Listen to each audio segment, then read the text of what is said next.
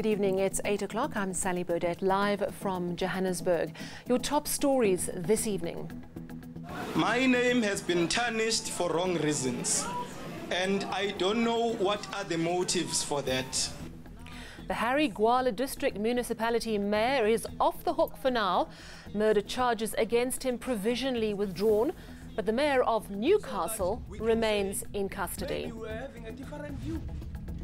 Eskom says they're confident they can keep the lights on this week, but consumers be warned, load shedding damage is not always covered by insurance. In a shocking eNews exclusive, we speak to a traumatized mother who lost her baby in childbirth under horrific circumstances, allegedly at the hands of the nursing staff meant to help her. We start with two mayors in court today, both charged with murder. One remains in custody, the other is free for now. Mluleki Ndobe, mayor of the Harry Gwala district, was released today when charges against him and one of his co-accused were provisionally withdrawn. Two other people remain in custody in connection with the 2017 murder of Sindiso Magata. Our reporter Samkele Maseko spoke to Mayor Ndobe after the charges were withdrawn and asked him how he was feeling. I have mixed feelings. I am relieved, but at the same time, I am very emotional and very angry about it. I can be accused of anything, but definitely not murder or conspiracy to commit murder. The man known as the Black Mamba is free for now. The charge of murdering former ANC Youth League Secretary General Sindiso Magata has been dropped. And Mluleki Ndobe insists it's all politics. My name has been tarnished for wrong reasons, and I don't know what are the motives for that, but I will consult with the ANC leadership on the issue. The state has explained charges were provisionally withdrawn against two accused because it wasn't pleased that the evidence it had would lead to a successful case. Ndobe's name remains on the ANC's list to the provincial legislature. There is also speculation that Ndobe's name could be thrown in the mix for a possible premier candidate position when three names are submitted to the ANC's National Executive Committee after the 8th of May elections.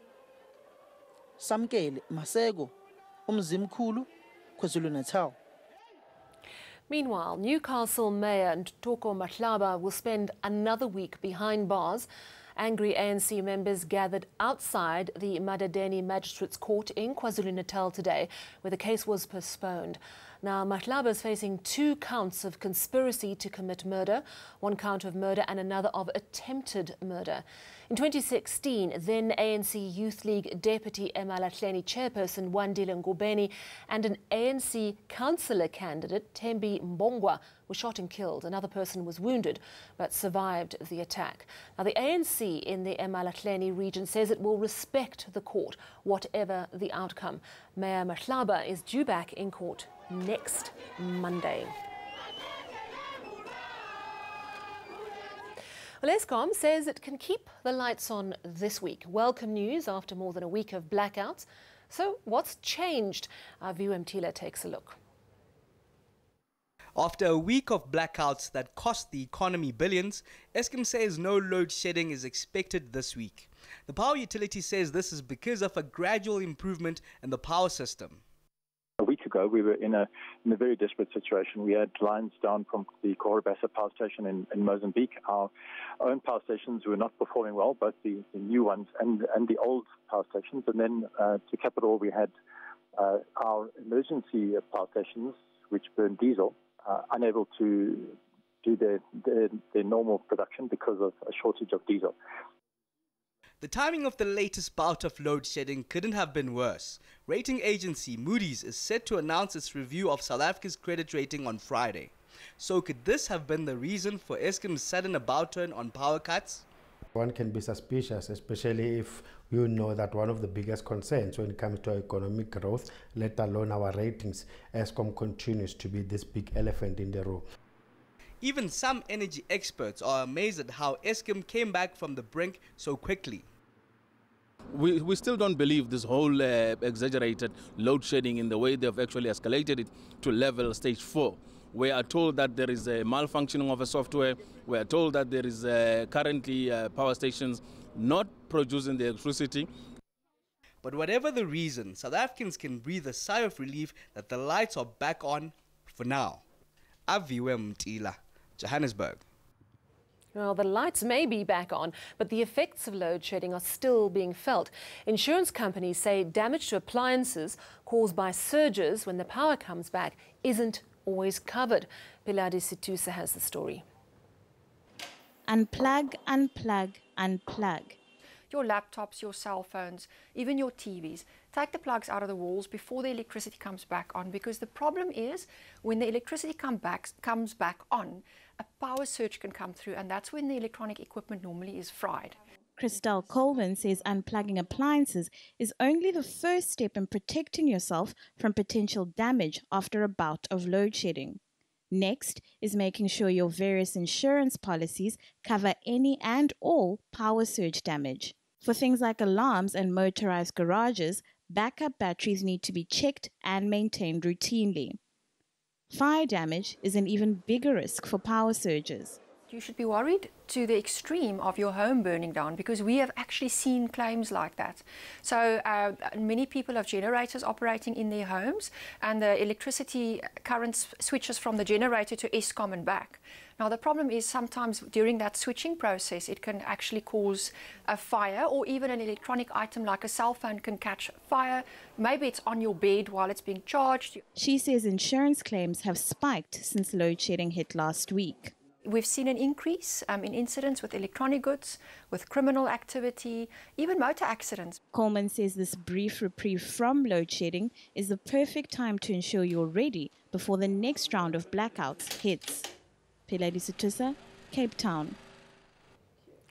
And now to a story that contains graphic and disturbing details, so please do be warned. 19-year-old Kagiso Gatla is accusing Tambo Memorial Hospital of medical negligence. Her baby was accidentally dismembered during a forceps delivery. Our reporter Masego Ratlaga spoke to the young Boksburg mother.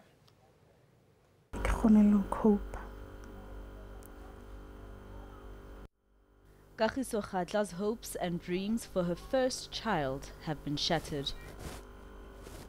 During labor, only her baby boy's head came out, having been severed from his body.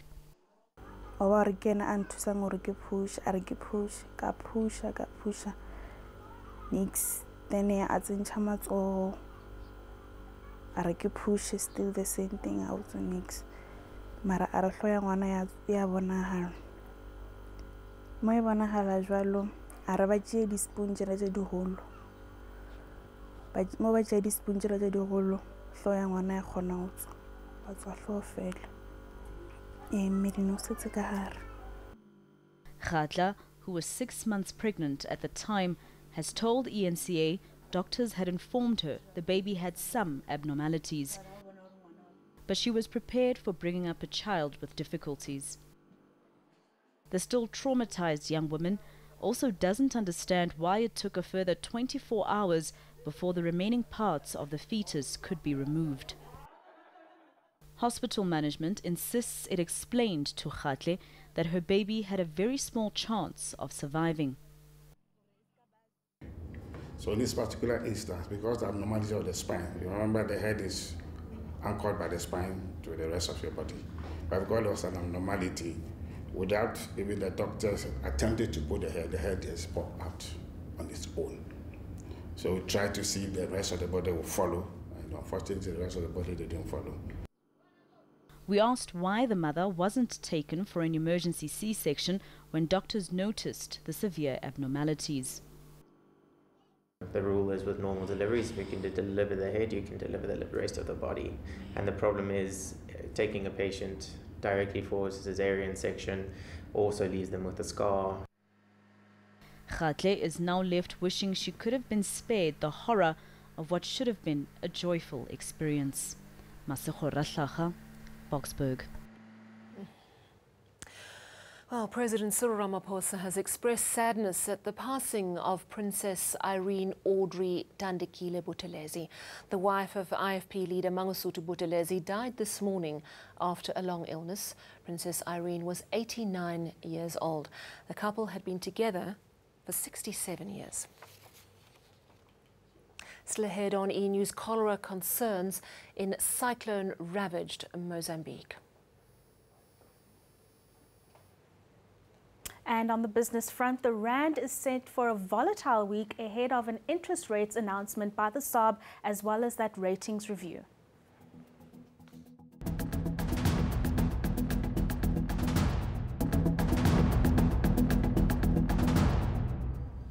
Let's talk money now with Refiwe Madzena. Hi there, Refiwe.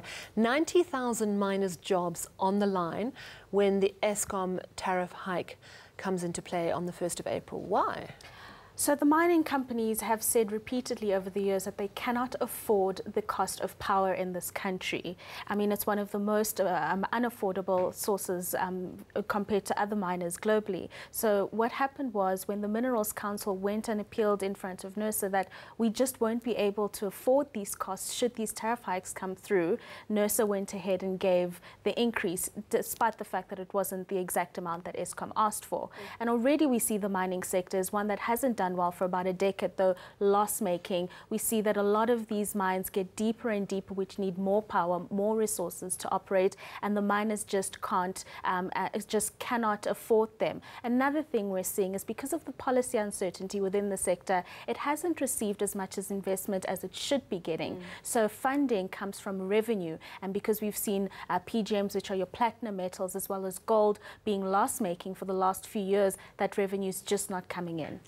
Lights back on. We're delighted, of course, but we're being watched very carefully. First of all, possible interest rate hike on Thursday from the Reserve Bank.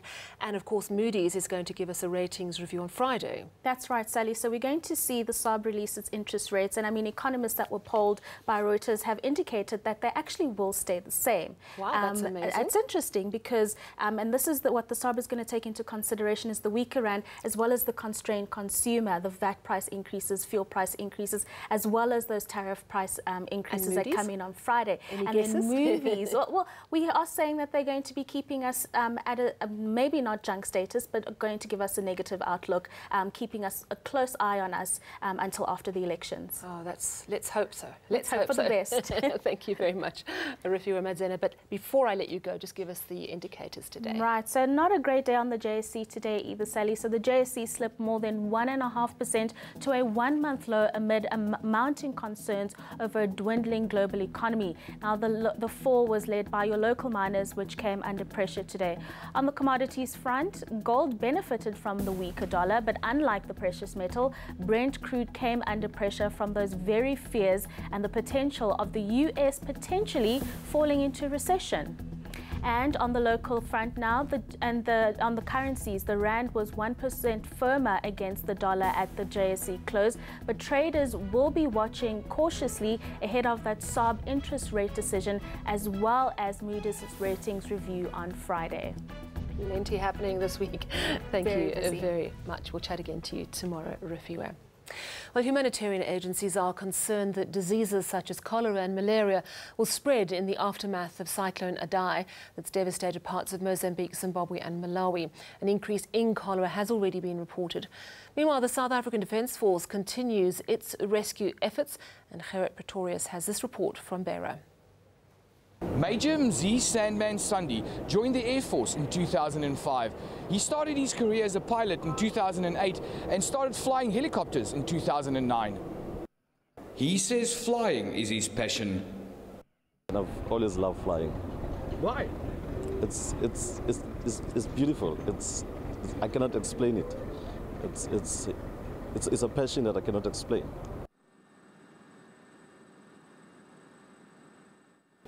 Sandi, his co-pilot and the flight engineer have flown dozens of rescue and aid missions in Mozambique. He says they've saved hundreds of lives. We've rescued a couple of hundreds of people. The more difficult rescues were the ones where people were stranded in other small islands or sitting on trees. Those are the difficult ones where we had to do hoisting operations. According to Sunday, things are slowly improving in the cyclone-ravaged country. The situation is quite critical on the ground. Initially, when we first arrived, almost all the houses in the big cities and were covered with water. But the situation is getting better. The water is subsiding. There's places where we can actually land at the moment. Members of the South African Defence Force will probably remain in Beira area until late next month. Gerrit Pretorius, Mozambique. To the United States now, and President Donald Trump is feeling vindicated. A report by Special Counsel Robert Mueller has found no evidence of collusion between him and Russia in the 2016 elections. Mueller had spent close to 2 years investigating allegations that Russia meddled in the elections to help Trump defeat Hillary Clinton. Here's President Trump. It was just announced there was no collusion with Russia, the most ridiculous thing I've ever heard. There was no collusion with Russia. There was no obstruction and none whatsoever. And it was a complete and total exoneration. It's a shame that our country had to go through this. To be honest, it's a shame that your president has had to go through this before I even got elected. It began. Well, still ahead, we'll go to our Weather Centre for your live weather report. Louis standing by. Hi there, Louis. And then he's been dubbed the French Spider-Man. This 56-year-old man has scaled this Paris skyscraper, putting the rest of us to shame, Jeff.